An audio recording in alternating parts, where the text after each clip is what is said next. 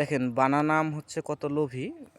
মূলত আমি লোভী বলছি এই কারণে যে আমের লুক, তারপরে সব কিছু। কিন্তু এই গাছটায় আমার আম ছিল 13টা। 13টা আমের মধ্যে কিন্তু এখন আম আছে 11টা।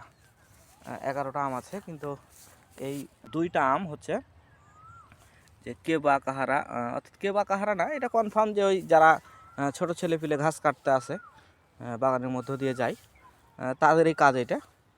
তারা হচ্ছে কি যে নতুন গাছ, এটা নতুন আম এসছে। হ্যাঁ, তো ওই তারা হচ্ছে কি যে ওই 2টা আম কোনো এক সময় কিন্তু পাড়ছে। পাড়ার পরে তখনকার এই এখন আজকে সন্ধ্যার সময় আসলাম, দেখছি যে আম আছে 11টা। তো এই আমটা মূলত একটা লোভী আম। অর্থাৎ যদিও আমরা আমের এলাকায় বসবাস করি, কিন্তু এই আমটা সচরাচর এখন কিন্তু সবার হয়নি। লাইট দিয়ে ভিডিও করা, এই জন্য হয়তো সমস্যা হচ্ছে। এখন সন্ধ্যা হয়ে গেছে। তো যাই হোক, এই আমটা কিন্তু অত্যন্ত লোভী একটা আম। হ্যাঁ, অনেকেই দেখলে পাকার সময় যখন এটার মূল কালার আসবে, তখন কিন্তু আরও মানুষের লোভ হবে খেতে। তো ধন্যবাদ সবাইকে।